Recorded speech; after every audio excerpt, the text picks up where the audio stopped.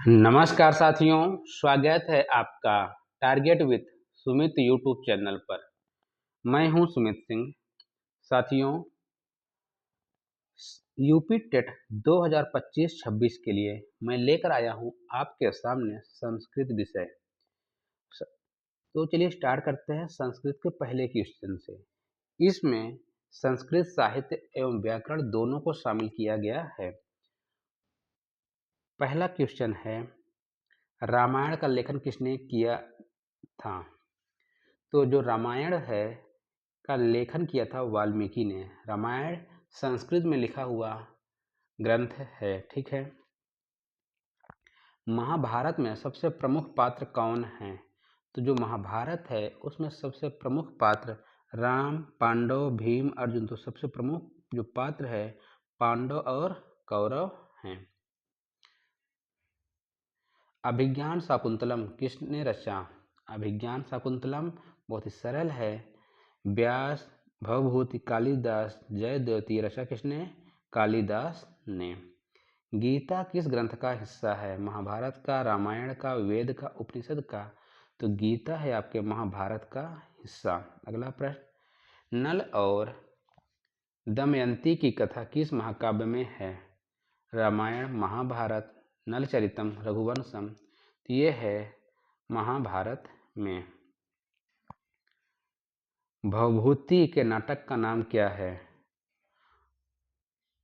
ये क्वेश्चन गलत है। अगले प्रश्न देखें। जयदेव का प्रसिद्ध ग्रंथ है रामचरितमानस, गीत गोविंद, कालिदास नाटक, महाभारत। ये है गीत गोविंद का नाटक। अभिज्ञान शाकुंतलम किस शैली का नाटक है? अभिज्ञान शाकुंतलम नाट्य है, गद्य है, कविता है, श्लोक है। यह क्या है? नाट्य है। वाल्मीकि रामायण की भाषा क्या है? तो वाल्मीकि रामायण की भाषा क्या है? संस्कृत है। प्रश्न संख्या 10, कादम्बरी किसने रची? कालिदास, भवभूति, बाणभट्ट, जयदेव। तो कादम्बरी लिखा है बाणभट्ट ने। अहम पठामि में अहम किस कारक में है? तो कर्ता में। किस में है? कर्ता में। गच्छसि शब्द किस लकार का रूप है? गच्छसि लंग लकार, लट लकार, लोट लिट। तो ये है लट लकार का। बालक, बालका पठत में बालका किस कारक में है? बालका है कर्ता में। अश्व धावत में धावत किस लकार में है? धावत जो है आपका लंग, लोट, लट, लिट। ये है आपका लट लकार। यदि आपको यदि संस्कृत में अच्छे नंबर चाहिए तो आपको धातु रूप, शब्द रूप, कर्ता, कारक, संधि विच्छेद, समास ये याद होने चाहिए। गुरुकुलम शब्द किस समास का उदाहरण है? बहुब्रीहि, अव्ययी भाव, कर्मधारय, द्वंद्व। ये है कर्मधारय समास। अश्वमेध शब्द में समास किस प्रकार का है? द्वंद्व, बहुब्रीहि, तत्पुरुष, कर्मधारय। है तत्पुरुष समास। कैसा है? तत्पुरुष समास। काव्य का अर्थ है नाटक, सुंदर शब्दों में रचना, गीत, श्लोक। तो काव्य का अर्थ है सुंदर शब्दों में रचना। रामा वनम गच्छत में वनम किस कारक में है?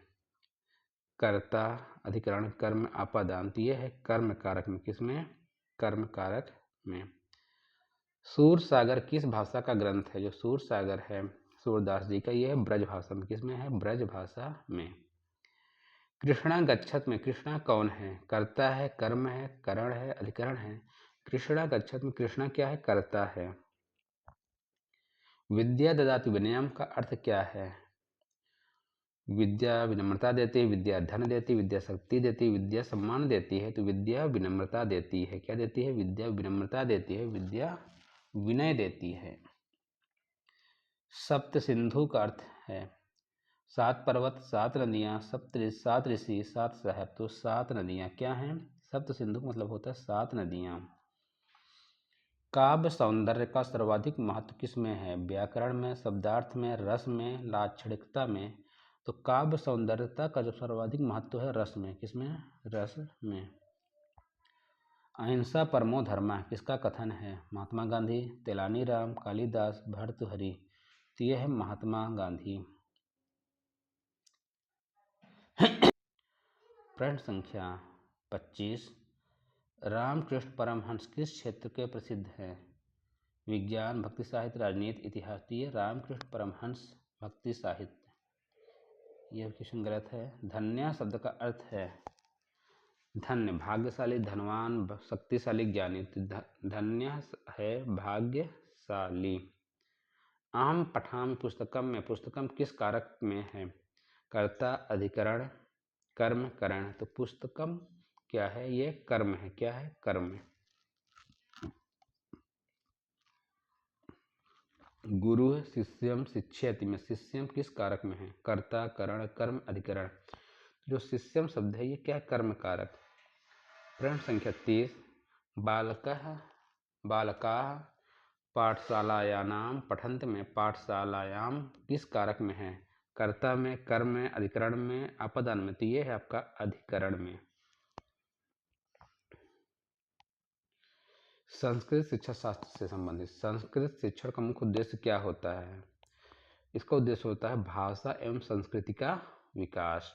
प्रश्न संख्या 32, प्रारंभ में बालक को संस्कृत में क्या सिखाना चाहिए? शब्द, सरल वाक्य, कठिन श्लोक, व्याकरण, ग्रंथों का अध्ययन। तो शब्द और सरल वाक्य। संस्कृत शिक्षण में गीत का प्रयोग क्यों जरूरी है? रुचि और स्मरण शक्ति बढ़ाने के लिए, व्याकरण सिखाने के लिए, परीक्षा में सफलता के लिए, अनुशासन के लिए। तो ये जरूरी है रुचि और स्मरण शक्ति बढ़ाने के लिए। संवाद पद्धति का उद्देश्य क्या है? वार्तालाप कौशल विकसित करना, रटना, केवल लिखना, गृह कार्य देना। संवाद कौशल का मतलब होता है वार्तालाप कौशल विकसित करना। संस्कृत शिक्षण में प्रत्यक्ष पद्धति का लाभ क्या है? भाषा सहज रूप में सीखना, कठिन व्याकरण सीखना, परीक्षा के लिए शब्दों का रटना। तो ये है सहज रूप में सीखना। संस्कृत शिक्षण में अनुवाद पद्धति की कमी क्या है? भाषा की मौलिकता कम होती है, अभ्यास बढ़ता है, समझ आसान होती है, शिक्षक का बोझ कम होता है। तो संस्कृत शिक्षण में अनुवाद पद्धति की कमी क्या है? भाषा की मौलिकता कम होती है। संस्कृत शिक्षण में श्रवण का महत्व क्या है? सही उच्चारण की नींव करना। श्रवण का मतलब होता है सही उच्चारण, सुनकर सही बोलना। संस्कृत शिक्षण में 4 कौशल कौन से हैं? जो हिंदी में है वही संस्कृत में सु, बो, प, लि। सुनना, बोलना, पढ़ना, लिखना। मातृभाषा का प्रयोग संस्कृत शिक्षण में क्यों किया जाता है? सरल सहज अभिव्यक्ति के लिए, उत्तीर्ण परीक्षा उत्तीर्ण के लिए, अनुशासन सिखाने के लिए, व्याकरण सिखाने के लिए। तो इसका मुख्य उद्देश्य होता है सरल सहज और सहज व्यक्ति के अभिव्यक्ति के लिए। संस्कृत शिक्षण में भाषा का सर्वांगीण विकास कैसे संभव है? भाषा, संवाद, साहित्य के माध्यम से, केवल शब्द या याद करना, केवल व्याकरण पढ़ाना, केवल पाठ्यपुस्तक का अध्ययन। तो यह है भाषा, संवाद और साहित्य के माध्यम से।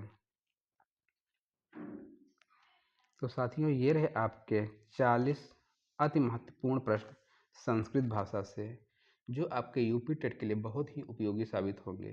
तो आपको वीडियो कैसी लगी जरूर बताइएगा। वीडियो देखने के लिए धन्यवाद। जय हिंद, जय भारत।